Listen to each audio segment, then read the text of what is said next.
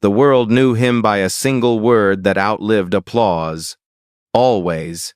A silhouette in a black coat, a voice that could lower a room into silence, a gaze that carried both judgment and mercy. But the man behind that gaze kept his truest performances off-screen, pressed between paper and ink. Years after the curtain fell, a book arrived, his own diary, written in private, left behind like a map through rooms he never showed us. Between notes from sets and stages, he recorded the cost of staying upright when the body asked for rest, the weight of returning to a role that had become a destiny, and the unvarnished truths about colleagues, directors, and the machinery of fame. These pages did not shout. They breathed, and in that breath, an altogether different portrait formed. Not the cold professor, not the villain we learned to love, but a craftsman at war with deadlines, a guardian of integrity, a man measuring time by the honesty of each scene. He did not explain himself while he lived. He left the explaining to words that waited. What really happened behind the light we thought we understood? Before he was a symbol of quiet tragedy, Alan Rickman was a craftsman of control, a stage-trained actor whose voice could slice through air like glass and soothe it again a breath later. Born in London in 1946, he built his art not on fame, but on precision. Long before Harry Potter, he had already become a legend on stage and screen, from the elegant cruelty of Die Hard's Hans Gruber to the restrained heartbreak of Sense and Sensibility. Every role carried the same signature, stillness that spoke louder than words. But behind that composure lived a mind that questioned everything, the process, the fame, even himself. When the world fell in love with Severus Snape, Rickman's life changed forever. His voice, once for theater lovers, now belonged to millions of children who saw him as both hero and villain. Yet inside, he wrestled with what it meant to be trapped in one image, one legacy. The diary he left behind became his mirror, a confession without confession, filled with wit, exhaustion, loyalty, and loss. Through its pages, we glimpse not the man fans imagined, but the artist who feared becoming what fame demanded. He gave the world magic, but the price was silence. And within that silence lies the story behind the spotlight, the one even he never meant for us to read. Before Hollywood ever called his name, Alan Rickman belonged to the stage. Born into a working-class London family in 1946, he learned early that art was not a privilege. It was survival. His father died when Alan was 8. His mother, Margaret, stitched dresses to keep the family together. At school, his teachers saw something rare in the quiet boy who spoke softly but carried thought in every pause. He studied graphic design before theater, drawn first to lines and texture, the same discipline that would later shape his acting. At 26, he entered the Royal Academy of Dramatic Art, far older than most classmates. Yet that lateness became his strength. He approached performance not as a game of fame, but as architecture. Every gesture built to hold emotion steady. By the 1,980 seconds, he had conquered the British stage. His breakthrough in Les Liaisons Dangereuses stunned audiences, a villain so composed it frightened them. The performance took him to Broadway, then to Hollywood. Die Hard made him global overnight. But Rickman never mistook attention for a rival. In his diary, years later, he wrote, "Success happened. Art remains the question. That for mine." For him, every spotlight was a test. Would the craft survive the applause? When he became Severus Snape, the world claimed him. Children mimicked his tone, his robes, his cold stare.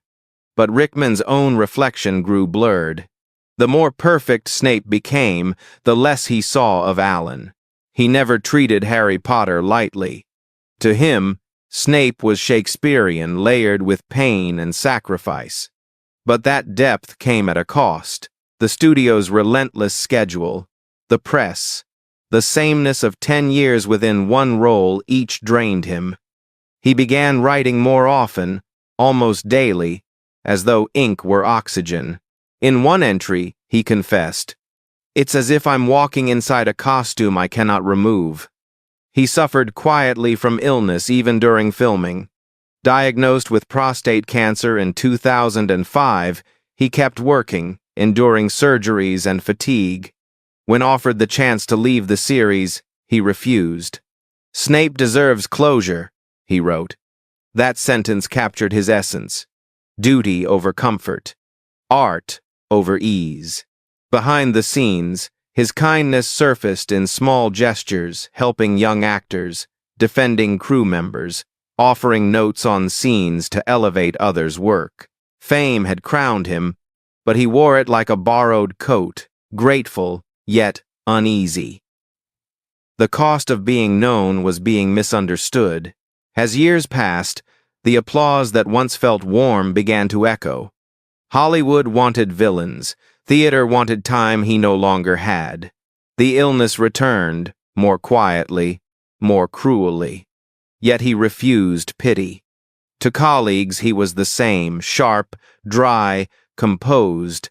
In the diary, fatigue seeped between the lines.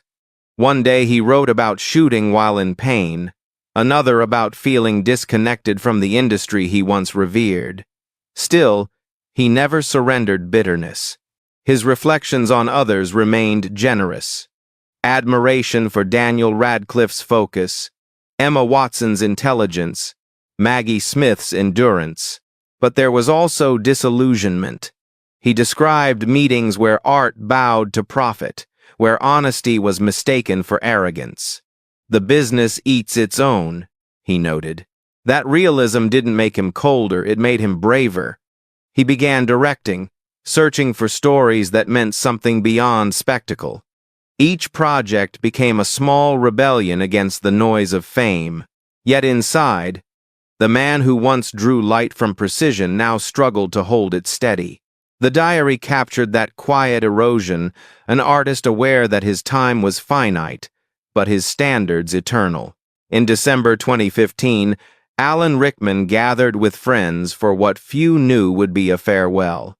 The diagnosis, pancreatic cancer, had returned. He told almost no one. The silence was deliberate, almost protective. He didn't want his final chapter rewritten by sympathy. His last days were private, surrounded by his wife Rima and close companions. There were no headlines, no staged goodbyes. He wrote until he couldn't. One of his final notes read, "Nothing lasts forever, least of all pain." When news of his passing broke in January 2016, the world froze. Fans mourned as if losing a friend they had never met. The cast of Harry Potter, his students, spoke of him not as an icon, but as a mentor who saw them long before cameras did. He exited life as he had lived it gracefully, without spectacle. The curtain fell not with thunder, but with silence. And in that silence, his words waited. 6 years later, in 2022, madly, deeply, The Diaries of Alan Rickman was published. For the first time, readers entered his mind unfiltered. What they found was not bitterness or complaint, but humor, warmth, candor, and endless curiosity. The book revealed a man perpetually dissecting his own art, loving fiercely, doubting constantly, yet never ceasing to believe in truth. The world finally saw what fame had hidden, a heart behind the precision. Critics called the diaries a map to the soul of an artist. Fans called them a final performance, written, not acted.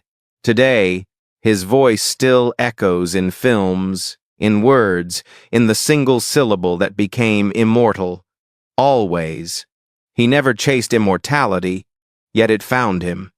The light dimmed, the ink dried, but the pages remain proof that even in silence, a man can still speak.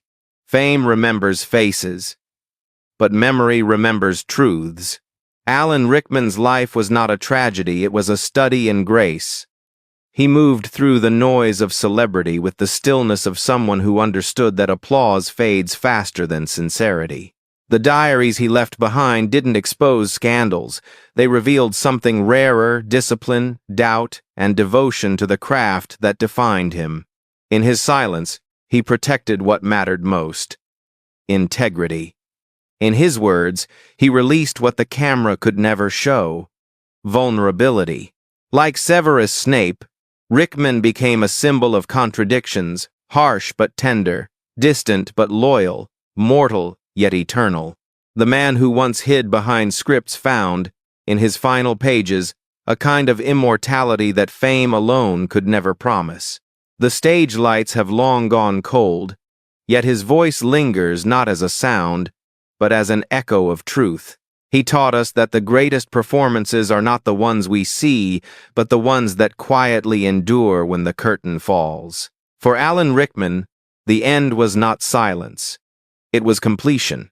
If his words still echo in your heart, take a moment to remember the man behind the voice, the one who turned restraint into art and silence into meaning. Tell us what Alan Rickman meant to you, and which of his performances lives on in your memory. Share, reflect, and keep his story alive, because behind every role, there's a soul that once whispered truth through fiction. And never forget, fame and shadows. Every star has its story.